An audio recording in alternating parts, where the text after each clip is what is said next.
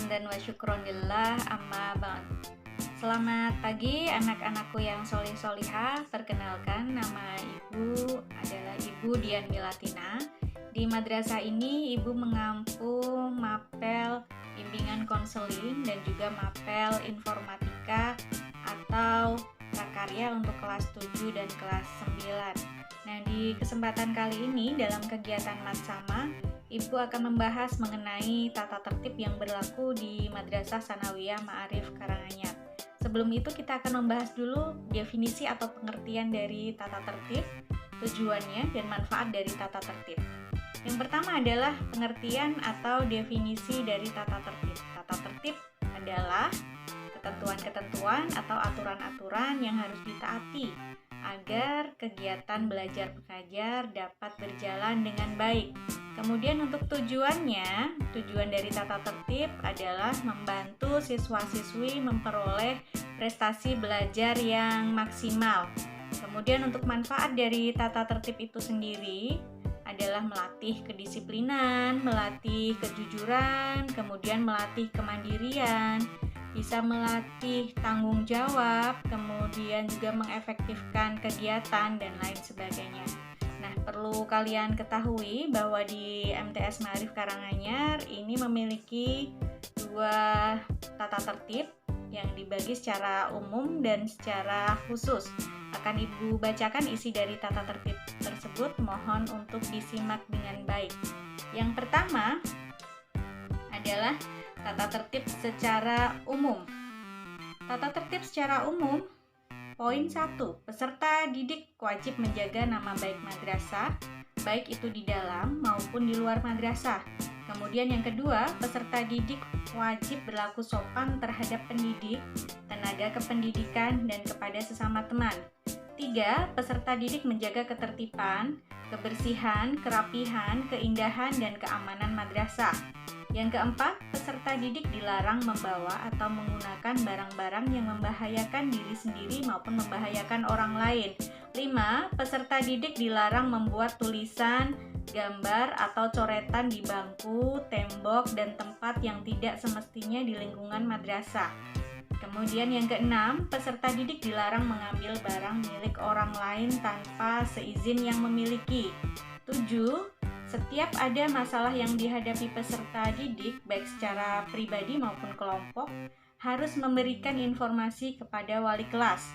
8, peserta didik putra dilarang memakai perhiasan atau aksesoris dalam bentuk apapun, entah itu cincin, kalung, gelang, maupun anting.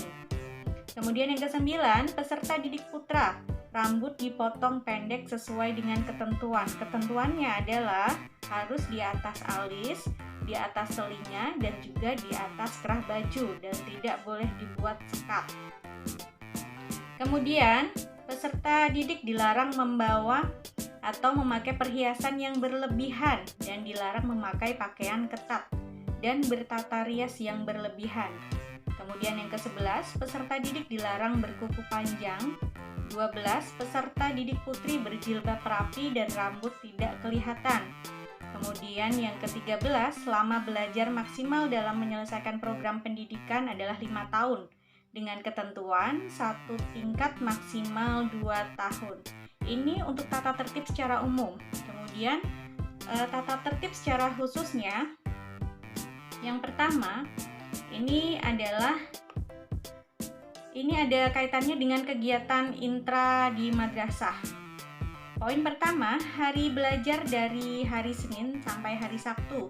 Kemudian kegiatan tartil Quran dimulai pukul 6.30 sampai 7. Ini biasanya ada ustadz-ustadzahnya sendiri. Kemudian yang ketiga, kegiatan belajar mengajar hari Senin, Selasa, Rabu, Kamis, dan hari Sabtu dimulai pukul 7 sampai dengan 13.30 atau setengah 2. Dan hari Jumat dimulai pukul 7 sampai dengan 10.40. Kemudian yang keempat, peserta didik membaca doa pagi, Asmaul Husna, sholawat nariyah bersama di lapangan sebelum pelajaran pertama dimulai.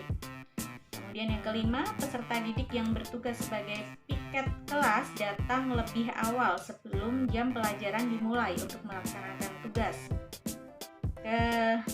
Keenam, peserta didik yang datang terlambat boleh masuk kelas setelah melapor dan mendapat izin dari pendidik yang piket. 7. Peserta didik memberi hormat dengan berdiri atau kiaman kepada setiap pendidik masuk kelas untuk memberikan pelajaran.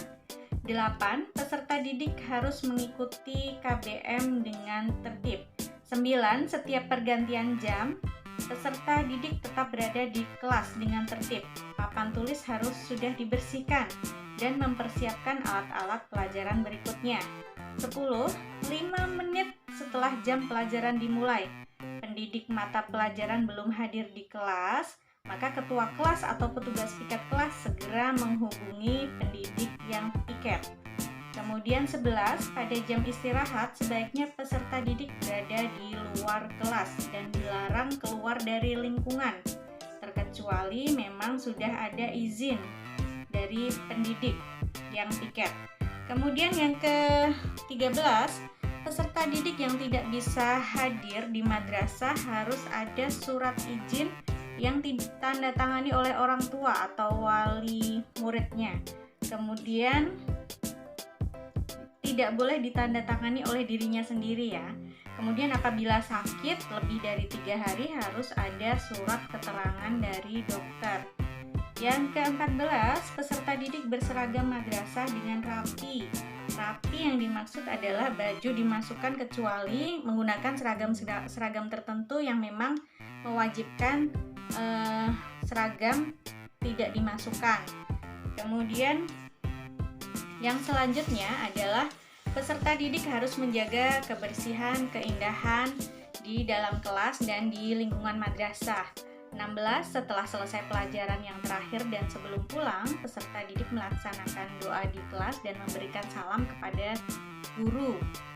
Kemudian untuk yang ke-17, ini ada hubungannya dengan seragam madrasah yang sesuai dengan ketentuan. Untuk siswa putra, hari Senin, hari Selasa itu menggunakan seragam OSIS, baju putih, celana biru, berpeci, memakai ikat pinggang, kaos kaki putih, dan sepatu hitam. Kemudian untuk hari Rabunya menggunakan seragam MTS yang kotak-kotak. Kemudian untuk hari Kamis menggunakan seragam batik, masih tetap berpeci, ikat pinggang, kaos kaki putih, dan sepatu hitam. Kemudian hari Jumat Sabtu itu menggunakan seragam pramuka lengkap. Pramuka lengkap itu berarti menggunakan hasduk. Harus tetap berpeci, ikat pinggang, kaos kaki hitam, dan sepatu hitam. Untuk siswa putri, hari Senin Selasa, seragam OSIS, baju putih, rok biru, jilbab putih, ikat pinggang, kemudian kaos kaki putih, dan sepatu hitam. Untuk hari Rabu, menggunakan seragam kotak-kotak dari MTS Ma'arif. Kemudian untuk hari Kamisnya, seragam batik MTS, baju batik dan rok putih. Kemudian untuk hari Jumat dan Sabtu, menggunakan seragam pramuka lengkap. Jadi harus berhasduk, jilbabnya coklat tua, kemudian menggunakan ikat pinggang, kaos kaki hitam, dan sepatu hitam.